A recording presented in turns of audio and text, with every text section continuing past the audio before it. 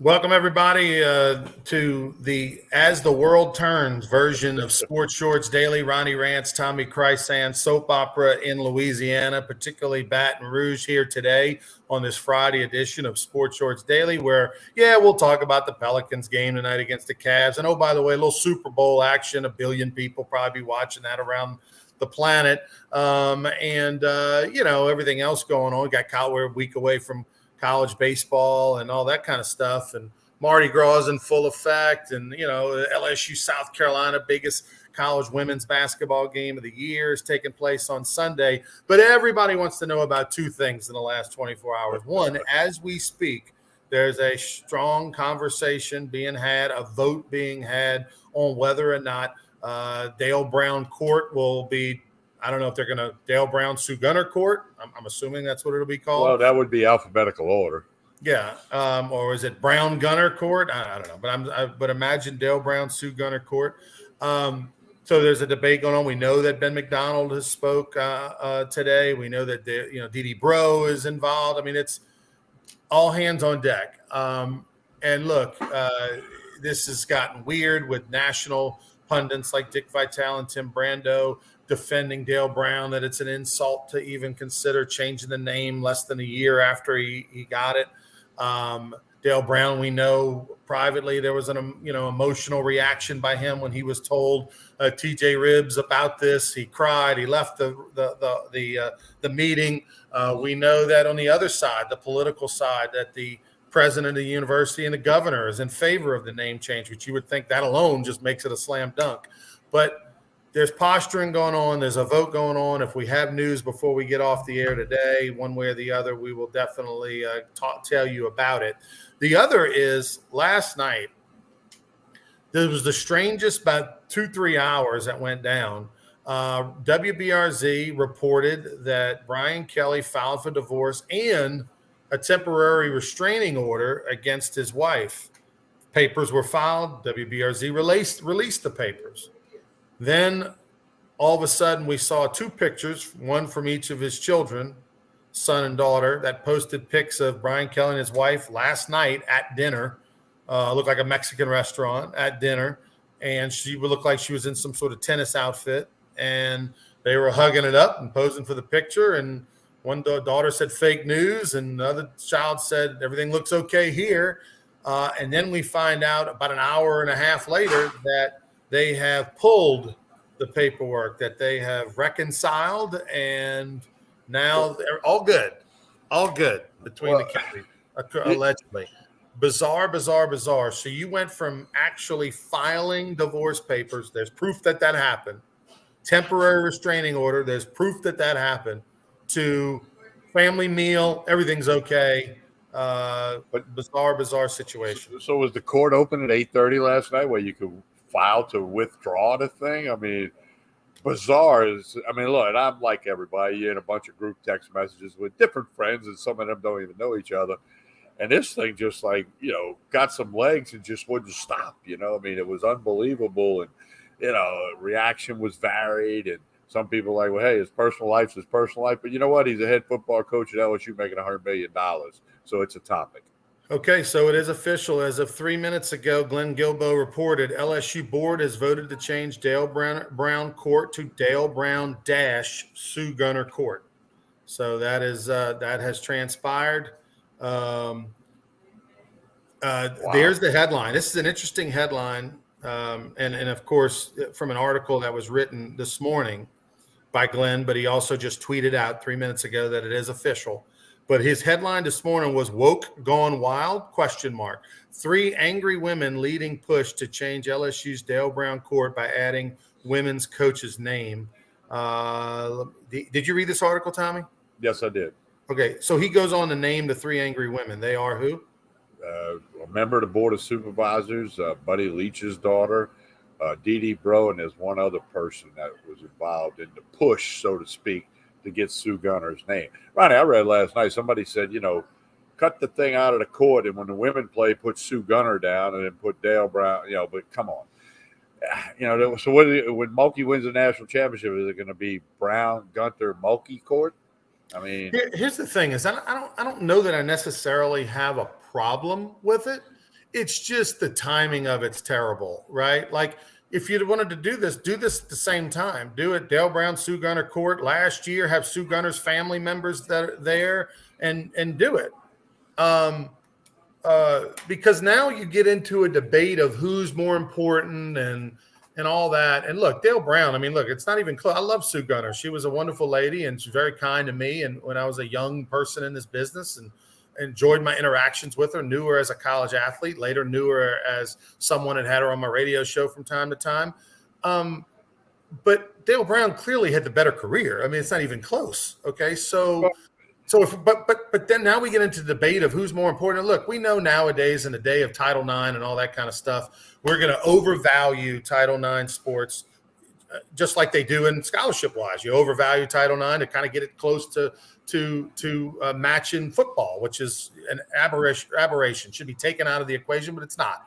And so the bottom line is, I get it why they're doing it, and I have no problem why they're doing it. It's just you just made a Dale Brown Court last year, and then now here we are jamming it. Look, wait till the guy passes away. Look, Dale's old. He's 87. Do we think we're 87? He's 87 years old. Like, can we just wait?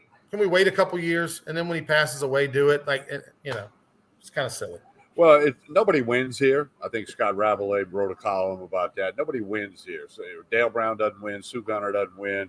LSU, most importantly, the backlash nationally, regionally, locally. I mean, it's a touchy subject. Kim Mulkey refused to comment on it when asked about it yesterday. So I guess it's the world we live in, Ronnie. Now, one thing I didn't know about Sue Gunner, when David Stern was the NBA commissioner and they were contemplating and were about to start the WNBA, David Stern asked Sue Gunner to be on the committee. That's the respect she had in the world of basketball to meet with people about getting the WNBA going. Okay, because it started in the mid '90s, so she was, still very active, etc. Not coaching, but very active. So, nobody wins here. You got your people that support Dale Brown and don't like it. People at Sue Gunner are happy, but it's unfortunate for LSU, for the athletic department that all the backlash and all the commentary that's coming out. Again, I think Scott Rabelais said it best. Nobody wins here. It's sort of a shame. Let's see here. Glenn Guilbeau reported about a half hour ago the board met. They went into a recess. And they went into a recess and committee meetings after Dale Brown court discussion, and then they obviously came out and made the announcement. Again, LSU board has voted to change Dale Brown Court to Dale Brown - Sue Gunner Court.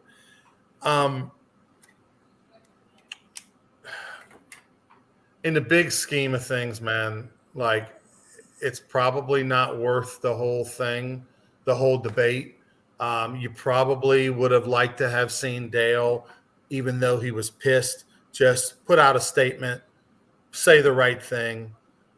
Just suck it up. Behind the scenes, you can say this is bullshit, but publicly just say, hey, look, Sue Gunner was a legend. Happy to share, the court with her for all time. Something like that. But behind the scenes, you can have your people, or you can have Dick Vitale and you can have Tim Brando and you can everybody fight your battle on that. Probably not a good look for him to not squash it, even though we know it hurt him a little bit. At 87 years old, is this how you want to go out? I mean, is this how you want your last public act to be? That it seems as if you're against Sue Gunner, even because you're hurt. I think that's kind of probably silly at this phase in your life. Well, and it opens up a can of worms. Like, do you name other athletic facilities after legendary people? We got Skip Bertman Field. They didn't take Alec Box Stadium away. They weren't going to do that. If Jay Johnson wins 3 College World Series, it's Skip Bertman - Jay Johnson Field. Track and field. Why is that not named after? You wouldn't. The problem is that you have a man versus a woman. This is a Title IX play. If it was another coach, if it was, well, John Brady went to 2 Final Fours, so we should name it. No. This is a person who died on the job, who died at the beginning of a dynasty for LSU women's basketball when they went to Final Fours, 4 or 5 years in a row. So because of that, the whole story and the fact that Dee Dee Bro and some of such a legend, and she's still very relevant, and she did 40 plus years, and that's her friend. Like all of it, it's the whole thing. Jay Johnson wouldn't want the name changed. Like, and maybe, Jay Johnson would say, no way, I'm not putting my name next to Skip Bertman. No way. Like, that's the difference. Okay. Yeah. You can have a statue of him outside or whatever. You win 3 national championships in a row, but who knows, maybe Sue Gunner, if she was alive, would say, hey, but Sue Gunner, if she was alive, Tommy, would have probably been the coach that went to 4 Final Fours in a row or whatever. Right.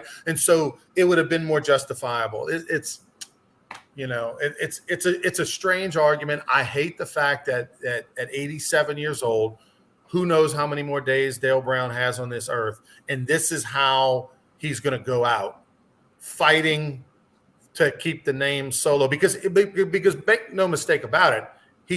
If he would have said to Dick Vitale or Tim Brand, listen, let it go, or if he would have said, look, I don't like it, but I'll support it. Like if he could have squelched this whole thing, and he didn't. The fact that you haven't heard from him doesn't mean he hasn't squelched it. And so because of that, it's kind of just a shame that this is how potentially some of his last days and years on this planet are going to be remembered. Again, nobody wins here. It's a very unfortunate situation. Certainly Dale Brown and Sue Gunner both have their place in LSU athletic history. Okay, to have it going like this, it's oogie, to steal your word. It's like, really? I mean, is this what it's come to in this world today? I don't know. By the way, speaking of oogie, okay, let's get back to the whole Brian Kelly situation that went down.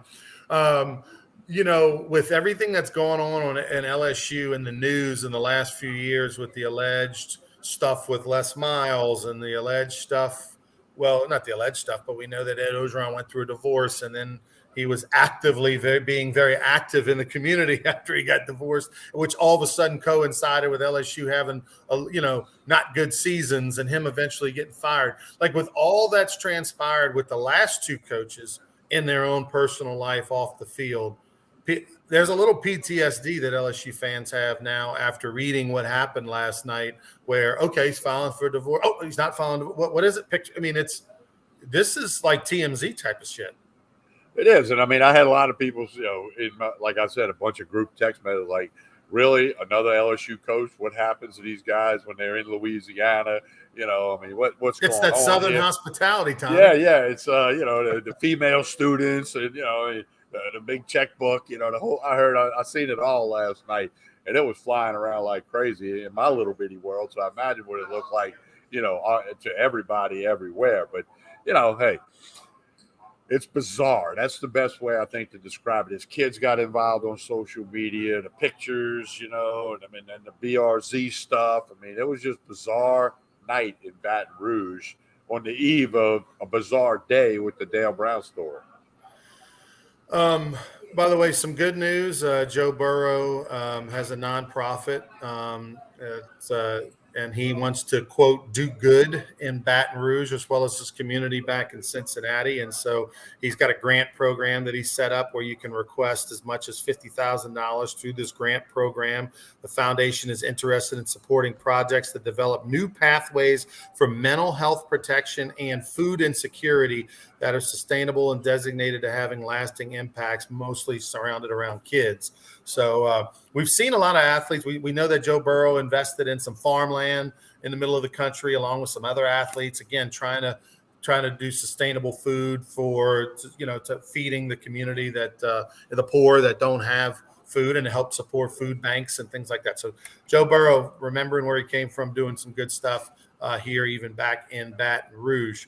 All right, so Sue Gunner would be, if she was alive and well, besides the fact that she's getting a court name, she'd be excited about this matchup on Sunday. What's the early line, Tommy? What are we seeing? I looked this morning. I haven't seen a line of it. Nothing? People asking me last night. I think it's going to be 8, 9, or 10 points South Carolina favorite. They're at home. They got the best player in the country in Aaliyah Boston. They got a 6'7" post player. Going to be a challenge for Reese. Kim Mulkey's trying to downplay it a little bit. Said, doesn't matter if we win, doesn't matter if we lose. What'll matter is going forward. But it's a big. They're 23-0 versus 24-0. It's the game of the century. This year's edition in women's basketball. Super Bowl Sunday. It's 1 o'clock. It's going to be over long before the Super Bowl kicks off. There's a lot of hype. Secondary tickets on the secondary market are going for $400 a pop in Columbia, South Carolina. It's going to be fun to watch. And, somebody's going to lose. Somebody's going to win. There's a computer model. This article came out. There's a computer model that has a projected score 75. 75 to what? It's a 1 o'clock tip on ESPN, the main platform, on Sunday. Get Ronnie back here in a second. There you go. 75 to what was the computer? 53. Carolina winning, obviously. Wow. Way to points. So some information that it gives here. This is some of the stuff the computer spit out. The Lady Tigers' signature win of the season came 76-68 against Tennessee at home, who ranks inside the top 50, only number 14 in the computer rankings. When facing Quadrant 1 teams, the Ladies Tigers are 7-0. We know that. That's tied for the 6th most victories. LSU has the Gamecocks have tied for the 110th most Quadrant 3 victories in the nation based on RPI. They only have 3, so they haven't played the toughest schedule in the world. Best wins, 82-77 at home over Georgia, 34th computer ranking over Kentucky, 37 Arkansas a couple times, Oregon State 53. So here, right now the computer has a 22-point win for South Carolina over LSU. We're waiting to see what the line is going to be. I got a question, interesting question. Has Kim Mulkey ever lost by 22 points? I'm going to guess yes, somewhere along the way. Somewhere along the line, but right? I'm thinking it hadn't happened a lot. Yeah, I'm looking to see if there's any kind of even guesses on a point spread here. But no, I mean, if the point spread, Tommy, is single digits, unfortunately, if you're a gambler and you're looking for, you got to go with South Carolina. If they are a 8-point favorite, something like that, I think you got to go South Carolina. This is the team that has the best player in the country for the last 2 years. I just think that there's no doubt they're gonna dominate their opponent in this one. So well, if it's single digits, you're right. You got to lay those points, and if it's up there 12, 13, 14, I don't know. Again, it's purely a guess on my part. I have looked for the line, I haven't found it yet. By the way, congratulations if you've been playing along with Team Sports Shorts on betting against LSU's men basketball team. You are now 12. You're now 12-3-1. 12-3-1 in the last 16 games betting against. You'll get another win tomorrow night. I haven't seen the line yet. A&M comes to Baton Rouge. A&M's in second place in the SEC. Obviously, a very good team. LSU's tied at the bottom with South Carolina in the men's standings. They were 9-point dogs at Mississippi State, lost by 13. So look, you were only down 3 at half. How about this? Is how bad LSU's men's basketball team was, Tommy. They had a 6-point lead with 7.5 to play before halftime at Mississippi State and never scored again till after halftime. Wow. They have trouble. It's well documented. They can't score the basketball. And, right. Unless somebody were to get super duper hot, they're not. I mean, the play is kind of like a couple of years ago. We jumped on Bama football first half line and rode that to some winnings. You got to bet on A&M tomorrow night in the PMAC 7:30 tip. All right, Super Bowl this week. I want to. We talked about kind of coming up with a couple of. Let me pull up my national anthem time. I saw it the other day. A couple of fun prop bets for the Super Bowl. I put money on Kansas City getting 1.5. That's the. I did too. So ditto. We're likewise on that. But Super Bowl prop bets. Is there any that you do every year, or are there any that you like specifically for this week? I like over 5 sacks. It's over under total sacks by both teams combined 5. I like over the 5 number because the defensive lines are just so good and they realize they got to put pressure and affect the quarterback. Another one is under 246 passing yards for Hurts. I don't think Hurts is going to throw for over 246. They're going to try to run the ball primarily. And then the other one that I liked was over and under 46.5 yards on a successful field goal attempt. Perfect conditions indoors, Arizona. I think somebody will kick one 47 or greater, so you would want to go over on that. Now, there's 10,000 prop bets. You like the national anthem thing. I've always looked at there's over and under on punts. There's over and under on Mahomes yards. There's nothing you can't bet on, basically. So have you found the over and under on the anthem? I'm getting there now, but give us the 3 that you just said. I like over 5 sacks, over under on a prop that it'll be more than 5 sacks combined by both teams. I like over a 46.5-yard field goal, 47 yards of bet. It's got to be at a successful field goal, not just an attempt that misses. And then I like under 246.5 passing yardage for Jalen Hurts. I don't think he'll be that high. I like the field goal one because nowadays guys kick further. You've got 2 good kickers. You're in, like you said, the conditions are going to be perfect. The light air of Phoenix traditionally helps you a little bit. Ball goes just a little bit further. Not quite Vegas, but it goes a little bit further. So I would say I like that one. One that's always fun to bet just because it's so much of a coin flip is who scores first. Well, there's another one that I saw was kind of interesting, Ronnie. You can bet whether one team will score the first 10 points. Oh, yeah.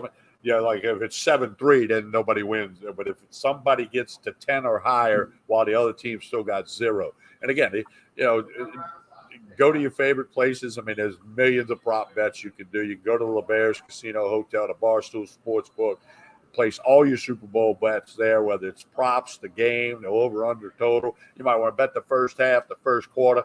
I mean, if you want to bet, go to the Barstool Sportsbook at the LeBares Casino and Hotel, where you guys will be tomorrow morning for Sports Shorts Radio, and I'll be on the phone at 11 a.m. en route to Gulf Shores, Alabama. But so don't forget the Barstool Sportsbook. So I'll tell you a prop bet that I really like now. You're going to have to lay some money to win some money. It's minus 140, and that is opening kickoff being a touchback.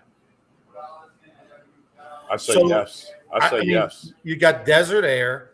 You've got big legs in the NFL. Most kicks are touchbacks. And the adrenaline of playing in a Super Bowl. I mean, that kicker is going to, want to just come out of their skin. It's either a touchback or it goes out of bounds on the 15. Yeah. I mean, it's one of the two. It's not going to come down softly on the 2-yard line. I think I might have to bet that one, Ronnie, that opening kickoff is a touchback. Minus 140. So, I mean, you got to lay some money there, but I think I'm going to go pretty strong with that one. Let's see. Chris Stapleton is singing the anthem. Country singer. Now, here's the thing that we don't know, but I think he's probably going to do. Is he going to play the guitar or not? No. He's going to lip sync and not play the guitar. But I think, but he usually plays the guitar and sings. So my thing is, here's my thought, Tommy. If he plays the guitar and sings the anthem, then it's going to go over because you got to get those riffs in on the guitar and stuff. If it's just straight singing, I would take the under. But I'm looking for the actual time. Okay, here we go. Let's see. Usually a little over 2 minutes. So just to give you some point of reference, the average length of the anthem from 1991 to 2020, which, by the way, 1991 was the Whitney Houston anthem, to 2020 was just over 156, the average length, okay? Then in 2021, the duet from Eric Church and Jasmine Sullivan upped that mark after lasting 2 minutes and 16 seconds, the 4th longest rendition in Super Bowl history. The longest version since 91 came at Super Bowl 47 and 13 when Alicia Keys went 235. 98, the shortest version was Jewel 127. I was there. Jewel did that in the that was San Diego Super Bowl. In recent years, the anthem has trended even longer, with 7 of the past 9 renditions taking over 2 minutes and the last 2 lasting at least 1:49. So I am going with the over. I'm trying to get Chris Stapleton over under 1:59, Tommy. I'm taking the over. You heard the trends. 7 of the last 9 have gone over 2 minutes. And there's a picture of him holding a guitar. I think if he's got the guitar, he's going to go over. He's a little bit of a bluesy country singer, which gives you those longer notes. So I'm going to go over. Okay. All right. There you got it. You got the Rants 13 prediction. So my 2 props, take the over on Chris Stapleton if he's got a guitar. If he doesn't have the guitar, if you see him walk out and he doesn't have the guitar, what if somebody throws it to him? What if the roadie throws it to him, Ron? Yeah, it's a tough one, man. You need to find out if he's going to sing with a guitar or not. The other one, they'll load up, and I'm going to, Tommy. I'm going to put a mega big bet on first kick of the game being a touchback. I'm going to do the same. I don't know. My mega is not as big as your mega, but yeah. I'm going to do it. Basically, I'm going to ruin my night if it's not a touchback. I'm going to be pissed off and mad the entire rest. And you know I'm going to text you. Right. By the way, where are you watching the game? Do you have? I'm going to watch it at Lafayette at Casa de Gus Rance's house. Casa de Gus Rance's house. Yeah, my brother's. Okay. And I mean, he's probably got like a 12-foot screen. No, nothing that crazy. No, he's just got TVs all over, inside, outside, that kind of thing. But I'll be in Gulf Shores, Alabama, there you go. with Anthony Gallo, and we got a bunch of friends coming over. Yeah, no, I'll be over in Lafayette. I'll make the ride over there to Super Bowl Gus's house. My dad, we nicknamed him Super Bowl Gus. He started doing big Super Bowl parties back in the Phoenix days when they were living out in Arizona. So we used to call him Super Bowl Gus that time of the year. And so my brothers kind of carried the tradition. That's great. That's great. All right, so let's see. We got LSU baseball, which we'll dive into after this weekend.